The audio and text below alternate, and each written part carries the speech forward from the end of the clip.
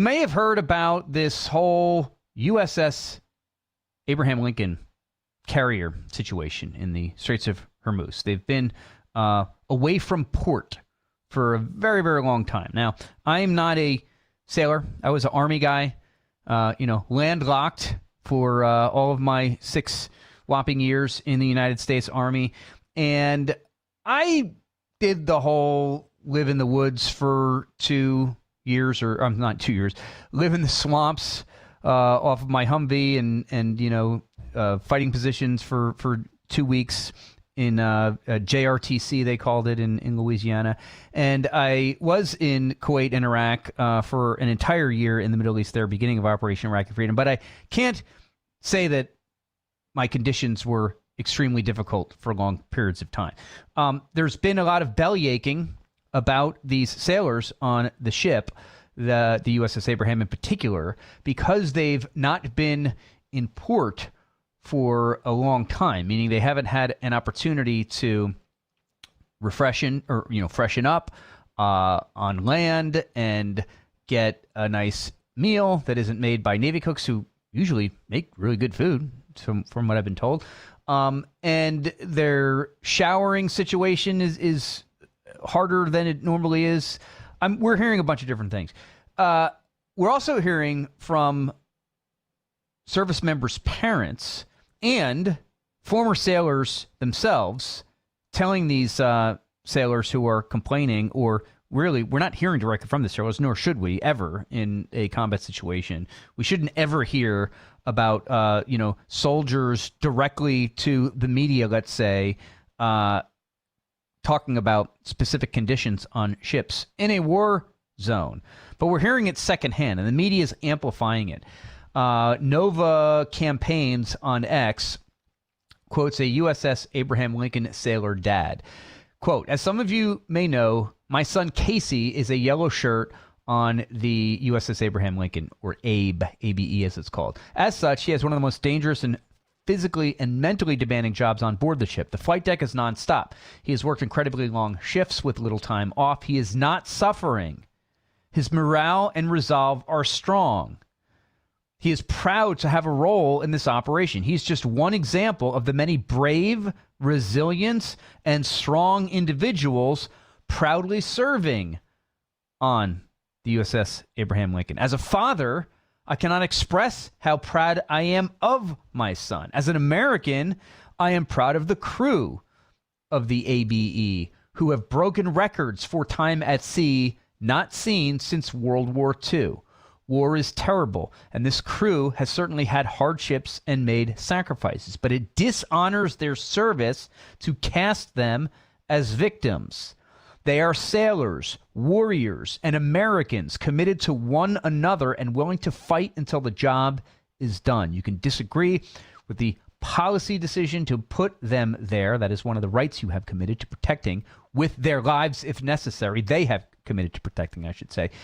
You can also acknowledge hardships without belittling the sailors or turning their service into a pitiful narrative to bolster personal agendas. Joining us on the phone right now is Stephen Bucci, who's served America, of course, for 3 decades as an Army Special Forces officer and top Pentagon official. He's also a visiting fellow in the Heritage Foundation's Allison Center for Foreign Policy Studies. Steve Bucci, welcome on to Chicago's Morning Answer. It's my pleasure. Thank you for having me on the show, and I'm just totally surprised that you're going to bring up this issue. So, yeah, I mean it's the hot issue right now, and you, of course, served for many more decades than I did, and a lot of other people. Well, what are your thoughts on this whole thing? I would cast my vote with the dad, and with some of the other folks that are saying that this is a limited number of young men or women, we don't know who they are exactly, who have allegedly lodged these complaints to somehow to the press. And I think it's a shame because they are, frankly, whining. No offense to the Navy, but even the Navy at its worst conditions are so much better than pretty much everywhere else people go. They're not being shot at directly. They're not under fire. They're working long hours. They have not had their normal port visits that you get in peacetime when you do deployments. They never have to worry about the elements either. They don't have to worry about weather, right? Like those of us who were sleeping outside. Like we did. No, they're not getting rained on to sleep. They may have to go out on the deck and do stuff outside in the rain and the weather. And weather at sea can be pretty nasty. Don't get me wrong. Sure. But it's, they get to then go inside essentially a gigantic metal building that floats around on the ocean and take a shower and get dry. Look, I don't want to get into the service differences and cultural differences because the majority of the people on that ship, there are a couple of thousand sailors on that ship. And we think there's probably about 6 of them that are the genesis of these complaints and this whining to the press and to, certain members of Congress, some who really should know better, but they're joining in because it's advantageous to them being able to criticize President Trump. But the majority of those young folks are doing their jobs. They're doing it well. They're not complaining. They're embarrassed as all get out that somebody is complaining that they only had, a hot dog and 1 corn dog, as opposed to the normally gigantic meals that they get. Look, it's been checked by the commander of CENTCOM, who's a Navy admiral. So and he went to the ship. At. Yeah, and others. And this is a non-issue. This is, as I saw one tweet yesterday, look, they're on deployment. Service members always complain about their conditions when they're on deployment. They usually just do it to each other. Right. And, which is okay. And then at the end of the deployment, it's a badge of honor. Oh yeah, we didn't have showers for 17 days. You guys only went 15, or right. Those guys over there said they went 60 days without a shower. That's grotesque. Complaining is not an issue, but going to the press and trying to make it a political issue is a problem. It's wrong professionally in the ethos of the American military, and it's wrong in our system. It's actually a violation of the Uniform Code of Military Justice because you are attacking your chain of command. Yes. Right? They didn't go to the IG, to the Inspector General, which is where you're supposed to go if you think you're being treated poorly, because I have a feeling that the IG would have kicked them out of the office for complaining about something like that. Right. But it's kind of an embarrassment, and it's proven to be not true. It's an exaggeration beyond the fact that, true, they're on the longest deployment that anybody's been on since World War II. Okay, we're having a war. Sorry, the war started towards the end of your scheduled deployment. That doesn't mean, okay, well, we're just going to ignore the needs of the situation and let you guys go because your time was up. We'll just let you go. Sorry. That's not the way it works. No, that is not how it works and has ever worked in any war ever. What do you think of the larger sort of problem here? And you alluded to it with the media.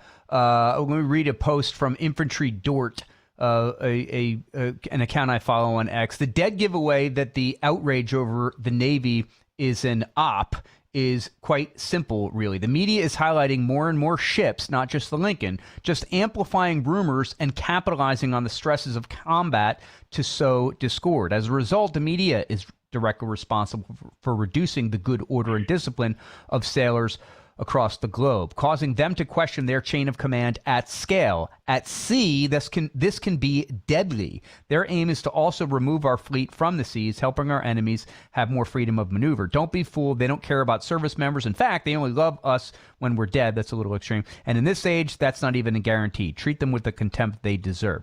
Little too strong words, Steve Bucci? The last part about not caring about your dead, that's a bit much. But I understand what he's saying. Most of these journalists and the politicians that are talking about it too, like Mark Kelly, they could care less about these kids. This is an opportunity to run a story.